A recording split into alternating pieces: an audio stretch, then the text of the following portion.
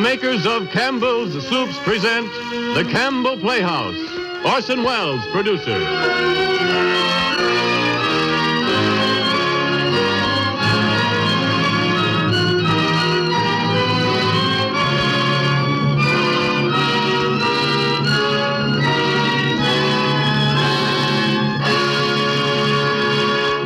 Good evening, listeners. This is Ernest Chappell speaking.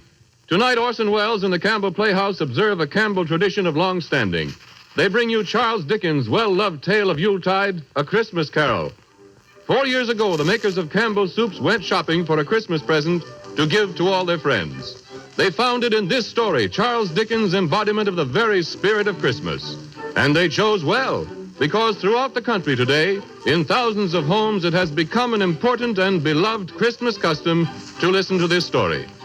Tonight, this fourth annual presentation is brought to you with the sincere wish that your Christmas may be a happy one, and with the hope that the retelling of A Christmas Carol may help to make it so. And it is more than that, for with this Christmas present to you, Campbell's say thank you for your purchases of Campbell's soup throughout the months gone by. At the Christmas season, this becomes especially manifest. Everywhere, grocers see their shelves of Campbell's soups dwindle more rapidly now than at any other time of the year. It used to be thought that the demand increased in preparation for the Christmas feast, but really it isn't that alone. Women like to have plenty of good soups on hand all through the holidays so that they can serve piping hot, nourishing platefuls at any family mealtime. The youngsters are on the go all day long, making the most of the Christmas vacation, and soup can be ready for them in a jiffy. There's health and happiness in good hot soup. Your grocer has Campbell's Soups, 21 delicious kinds, awaiting your selection.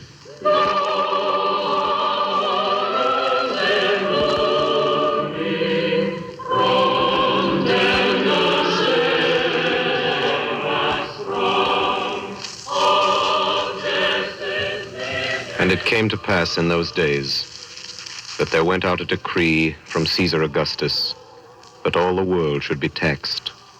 And all went to be taxed, every one into his own city.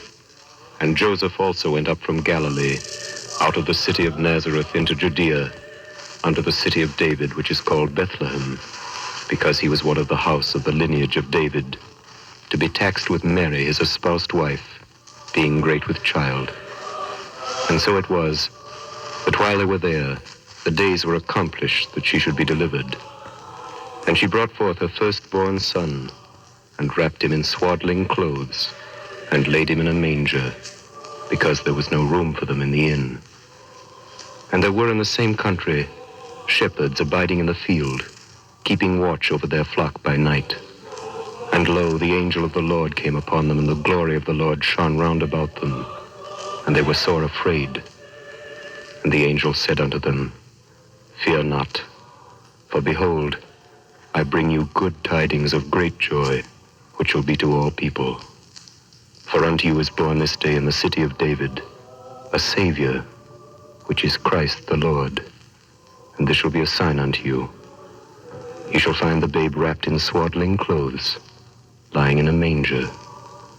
And suddenly there was with the angel a multitude of the heavenly host, praising God and saying, Glory to God in the highest, and on earth peace, goodwill toward men. Since the days of Caesar Augustus, all people have celebrated by joy the great joy which shall be to all people. For unto us was born this day in the city of David a Savior, which is Christ the Lord. And on this day, at least in the calendar of our year, we affirm the glory of our God by the laughter of our children. Every nation, according to its character and its taste, by some gift of gaiety, has enriched the tradition of this our solemnest festival. And because America is what it is, we are the fortunate heirs of the accumulated customs of almost 2,000 years of keeping Christmas. The best songs that have been sung are sung by us. The best games that have been played, we play, and the best stories ever told are ours to tell. For storytelling has persisted as a Christmas ritual in spite of the printing press, a ceremony as hilarious and as serious as hanging the stocking, dressing the tree, and kissing under the mistletoe. And because Christmas is first of all for children, Christmas stories are fairy stories first of all. It is mildly surprising that the best of them all, which we're telling again for you tonight, is for everybody and turns out to be a ghost story. I have endeavored, writes its author on its title page, I have endeavored in this ghostly little story to raise the ghost of an idea which will not put my readers out of humor with themselves, with each other, with the season, or with me. May it haunt their houses pleasantly, and no one wish to lay it. It is signed, your faithful friend and servant, Charles Dickens.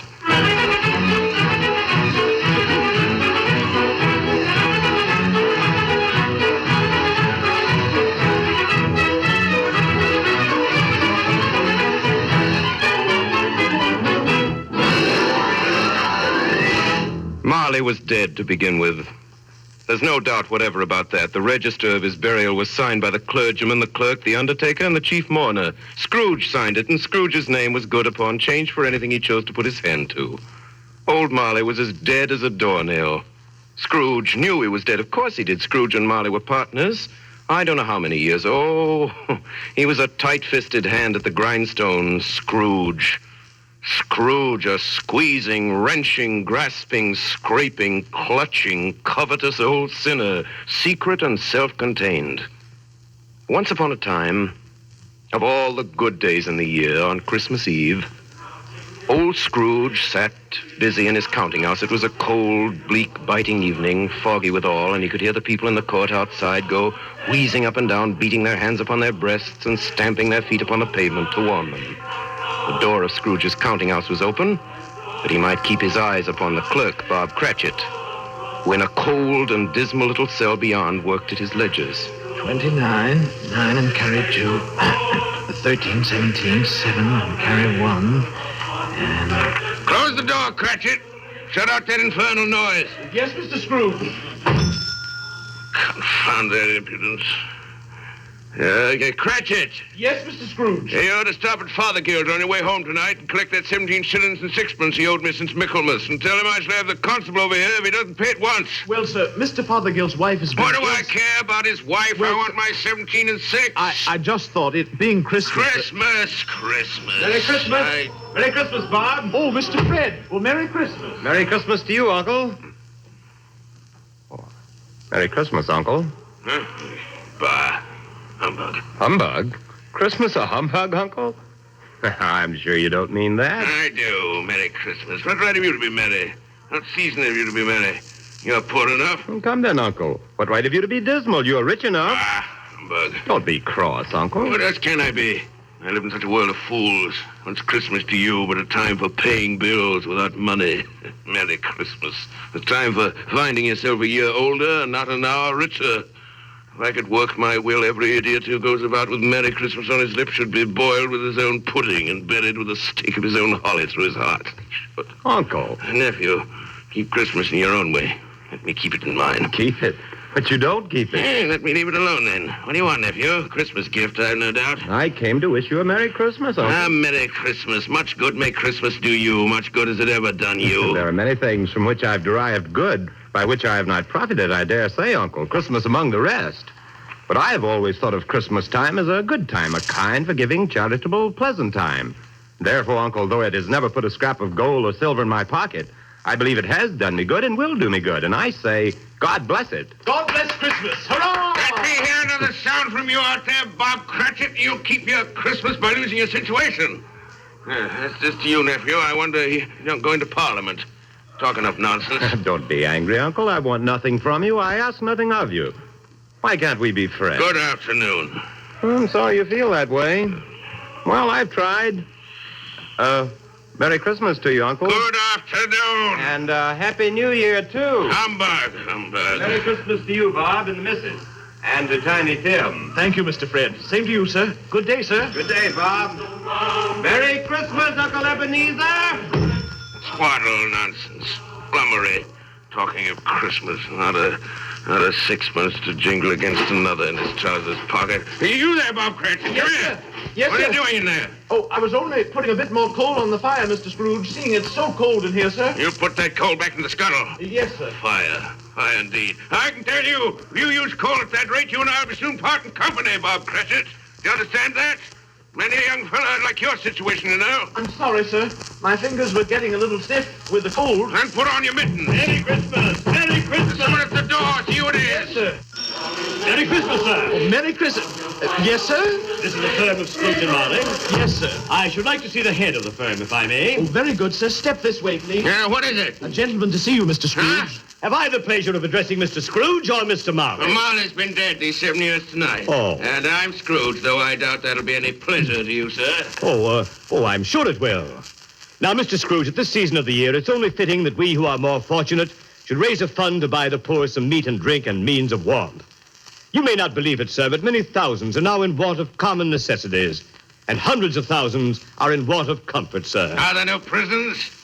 There are plenty of prisons, sir. And the workhouses, they're still in operation, I trust? I wish I could say they are not, but they are, sir. The treadmill and the poor law on full vigor, then? Both very busy, sir. I'm very glad to hear that. I was afraid from what you said at first that something had occurred to stop them in their useful course. Now, sir, what do you want with me? Well, Mr. Scrooge, a few of us are endeavoring to raise a fund for the poor and destitute. What shall I put you down for? Nothing. You wish to be anonymous, sir? I wish to be let alone. I don't make merry at Christmas time, and I can't afford to help make idle people merry. I help to support the establishments that take care of the poor. They cost enough that those who are badly off go there. Well, many can't go there, sir, and many would rather And die. let them do so and decrease the surplus population. Besides, how do I know that's true? You might know it someday, Mr. It's Scrooge. not my business. It's enough for a man to understand his own business and not to interfere with other people. Mine occupies me constantly. Good afternoon, sir. Cratchit, show this gentleman out. Cratchit! Yes, sir. This way, sir, please. Oh, excuse me, sir. I couldn't help overhearing. I should like to contribute threepence. It's all I can afford. But if there are others in worse situation than I... You're a generous fellow. I wish I might say the same of your employer. Good afternoon, sir. Good day. Merry Christmas. Good afternoon, sir. And a Merry Christmas. 15, 24, 31, 1 and carry 3. 17, 22, 33, 3 and carry 3. 4, 7, 8, Cratchit! 12, 15... Cratchit! Yes, sir. Cratchit. Too late to have you go to Fothergill's. You'll be closed up for Christmas like these other fools. We may as well close up this place now. Yes, sir. It is getting a little dark. Hard to see the figures. I suppose you want the entire day tomorrow, Cratchit. If quite convenient, sir. It's not convenient, and it's not fair. If I was to stop half a crown of your wages for it, you'd think yourself ill-used, I'll be bound. Well, sir, And yet you don't think me ill-used when I pay a day's wages for no work. it's only once a year. Yeah, sir. once a year. Once a year, indeed. A fine excuse for picking a man's pocket every 25th of December. I suppose you must have the whole day. I'll see that you're here all the earlier the next morning. Do you understand? Oh, I will, sir. I will. Well, good night, sir. Good night, good night. Merry Christmas, Mr. Scrooge. Bah!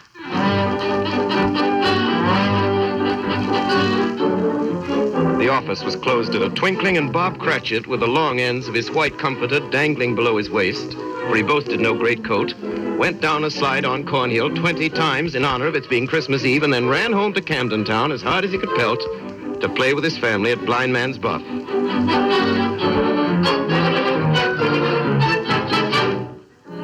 Scrooge, on the other hand, took his melancholy dinner in his usual melancholy tavern, and having read all the newspapers and spent the rest of the evening with his banker's book, went home to his dismal house.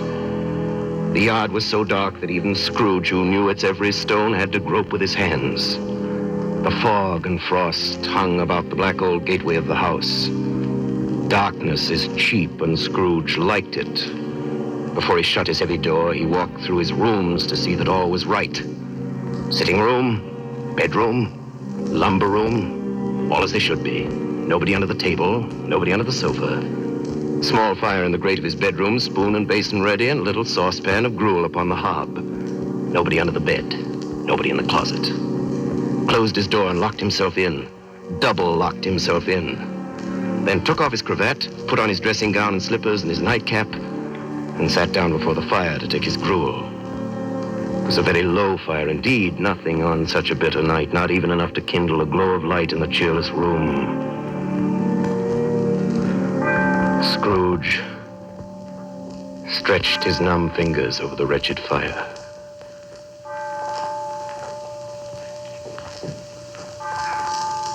Then he saw something that made him draw them back.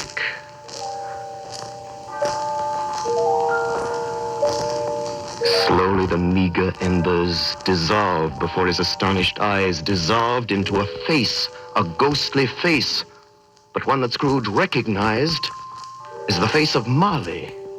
Marley, his partner, dead these 7 years. It was not angry or ferocious, but looked at Scrooge as Marley used to look, with ghostly spectacles turned up on its ghostly forehead. The hairs were curiously stirred, like flames blown from a chimney draft. And through the death-cold eyes, Scrooge saw the buttons on the back of his coat. Humbug. Humbug. Humbug. Scrooge got up and walked away from the fire. As he turned, his glance happened to rest upon a bell, a disused bell that hung in the corner of the room. It was with great astonishment and with a strange, inexplicable dread that as he looked, he saw this bell begin to swing. Slowly at first.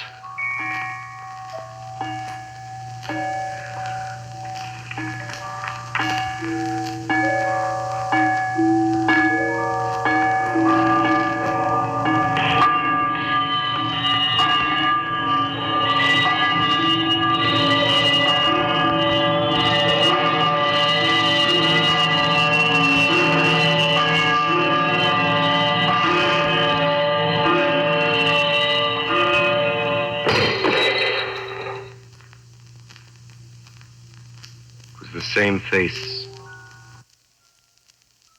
The same face he had seen in the fire, Marley's face. And Marley. Marley's body coming straight at him through the door. A body pale as the bluish smoke that comes out of a chimney on a cold day. A body so transparent that Scrooge, looking through his waistcoat, could see his watch in his waistcoat pocket. The chain he drew was clasped about his middle. It was long and wound about him like a tail, and it was made of cash boxes, keys, padlocks, and heavy purses wrought in steel. Even now, Scrooge would not believe his eyes. The ghost advanced towards him. Ebenezer Scrooge. Ebenezer Scrooge. Marley, what do you want with me? Much. Who are you? Ask me who I was. Who were you then? You're particular for a ghost. In life, I was your partner, Jacob Marley. Jacob Marley, but you're dead.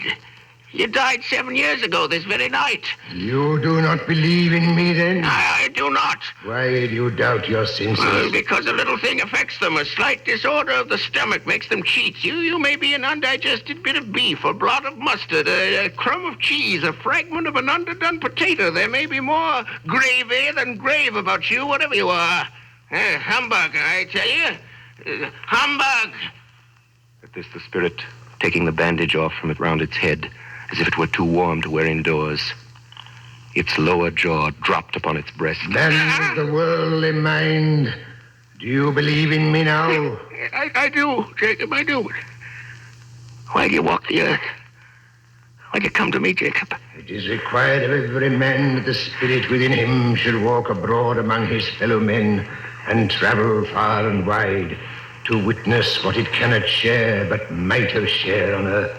And turn to happiness. Tell me, Jacob, what is that chain you wear around you? I wear the chain I forged in life. Cash boxes, keys, padlocks, ledgers, purses. I made it link by my own free will. Is its pattern strange to you, Ebenezer? Yours was as heavy and as long as this 7 years ago. And you've labored on it since, Ebenezer. Jacob, old Jacob Marley, tell me more. Speak comfort to me, Jacob. I have none to give, Ebenezer. No rest, no peace, incessant torture of remorse. But you're always a good man of business, Jacob. Business? Mankind was my business. Charity, mercy, benevolence, they were all my business. The dealings of my trade were but a drop of water in the comprehensive ocean of my business. Jacob. Hear me, Ebenezer Scrooge. My time is nearly gone. I will, Jacob, but don't be hard on me. Speak to me, Jacob, but please don't be flowery. I'm here tonight to warn you that you have yet a chance and hope of escaping my fate. You were always a good friend to me, Jacob. Thank you. And go on, Jacob. Listen to me, Ebenezer. You will be haunted by 3 spirits. I think I'd rather not. Without their visits, Ebenezer Scrooge, you cannot hope to shun the path I tread. Expect the first tomorrow when the bell tolls 1. Expect the second on the next night at the same hour. The third upon the next night. Look to see me no more. And look that for your own sake you remember what has passed between us. Marley! Jacob Marley!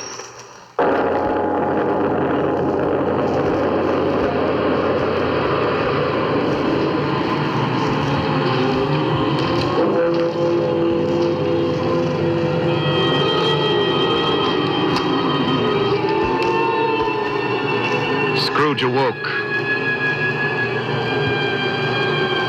He was lying on his bed fully dressed, when suddenly the curtains of his bed were drawn aside, and Scrooge found himself face to face with the unearthly visitor who drew them, as close to it as I am now to you, and I am standing in the spirit at your elbow.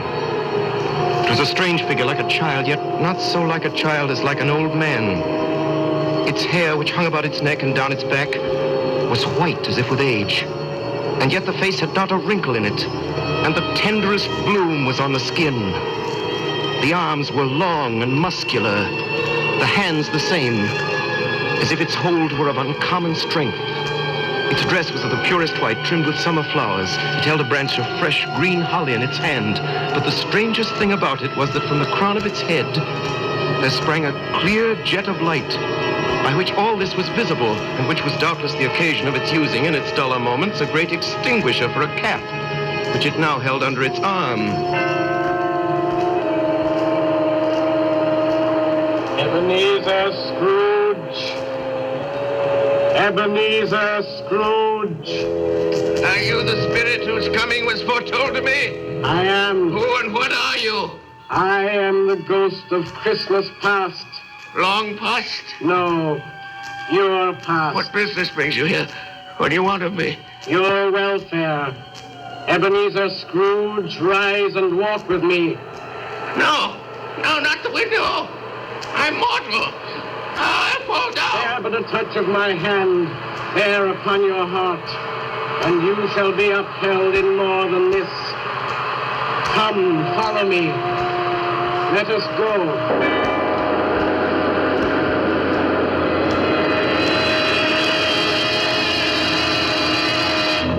They stood upon an open country road, with fields on either hand. The city had entirely vanished. The darkness and the mist had vanished with it, for it was a clear, cold winter day with snow upon the ground. They walked along the road. Scrooge began to recognize every gate, every post, every tree, until a little market town appeared in the distance with its bridge, its church, and winding river. Some shaggy ponies now were seen trotting towards them with boys upon their backs or in sleighs. And all these boys were in great spirits and showed to each other that they were happy, shouting through the broad fields until they were so full of music that the crisp air laughed to hear it.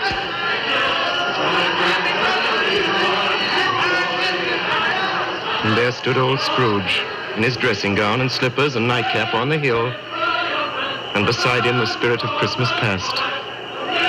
And now the spirit spoke again. Not all the boys and girls were singing on that Christmas day, were they, Ebenezer Scrooge? See the bleak building over there? That building? I was a boy there. Yeah, I went to school in that place. You recollect the I way? could walk it blindfold. Strange you have forgotten it for so many years. Come, let us go closer.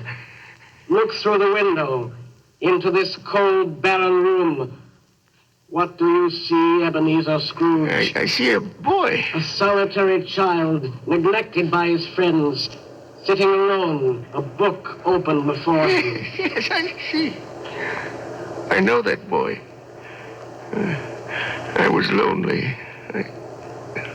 Poor boy. Your lip is trembling, Scrooge. And what's that on your cheek? It's nothing. I wish... It's too late now. What is the matter? Nothing. There were some boys singing a Christmas carol at my door last night. I should like to have given them something, that's all. That is all? Come, Ebenezer Scrooge.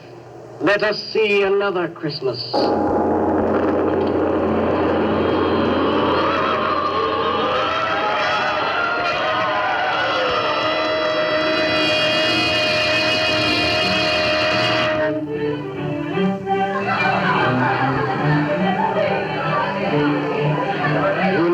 Ebenezer. Know it? This is the counting house where I was apprenticed. Listen. Come now! Choose your partner! Honey, it's my old master, bless his heart. My old master alive again. And we, his clerks, so full of joy on Christmas Eve. Hold hands, your partner! Now and continue!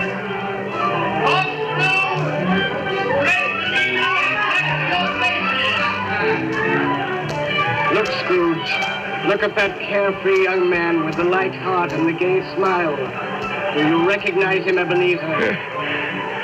What is the matter, Ebenezer? Nothing particular. Something, I think. No. Only I should like to be able to say a word or two to my clerk, Bob Cratchit. That's all.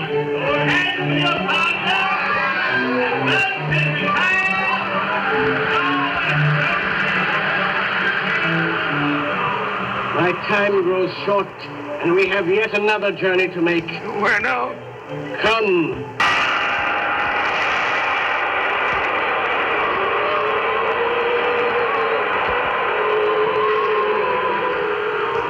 Again, Scrooge saw himself in a room that was vaguely familiar. He was an older man, a man in the prime of his life. And he was not alone, but sat by the side of a fair young girl. There were tears in her eyes. Not 11 years with you. Very little, I know.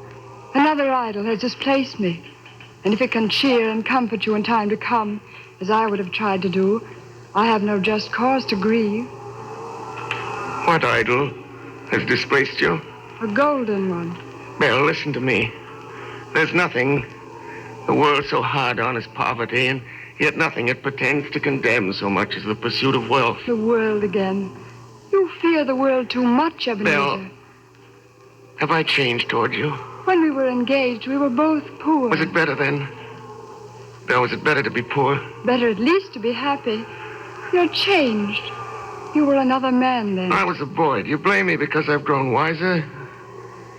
Have I ever tried to break our engagement, Belle? In words, no. Never. And what then? In a changed nature, in an altered spirit, in everything that made my love of any value in your sight. So, I release you from your promise. Belle, I love you still. Oh, at first it may cause you pain to lose me, a very brief pain. But soon it will be dim, like a half-remembered dream, an unprofitable dream. And you will be glad to be awake from such a dream. May you be happy in the life you have chosen, Ebenezer, for the love of him you once were.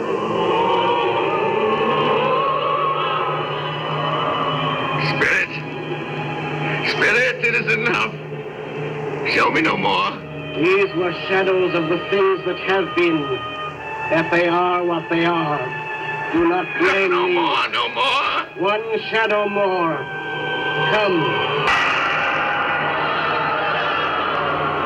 The relentless ghost pinioned him in both his arms and forced him to observe what happened next. They were in a room not very large or handsome, but full of comfort. All around them were the voices of children talking and laughing. And before the winter fire sat a beautiful young girl so like the last that Scrooge believed it was the same until he saw her, The girl he had been betrothed to, now a handsome middle-aged woman sitting with her husband at their own fireside. Do you see this man, Ebenezer Scrooge? This man might have been you. And that girl might have been your daughter, Ebenezer Scrooge. She might have called you father. She might have been a springtime in the haggard winter of your life. Spirit, let me go. Show me no more. Listen now while they speak, Ebenezer. Well, I saw an old friend of yours today. Who was it? Yes. How can I? Oh, I know. Mr. Scrooge. Mr. Scrooge it was. I passed his office window. It wasn't shuttered, and there was a candle inside, so I couldn't help seeing him. His partner lies at the point of death, I hear. And there Scrooge sat, all alone. Quite alone in the world, I do believe. Spirit! Spirit, reward me! Haunt me no more! Leave me! Take me back! Take me back!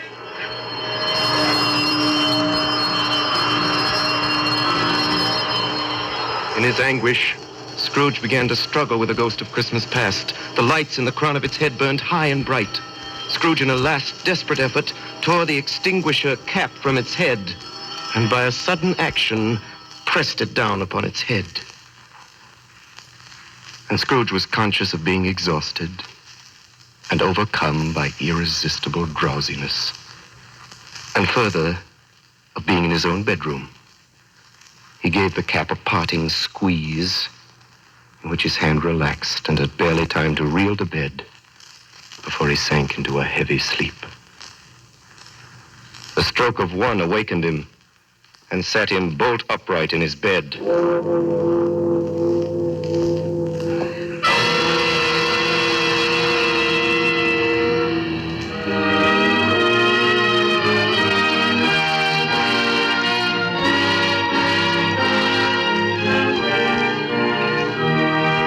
We pause now for station identification. This is the Columbia Broadcasting System.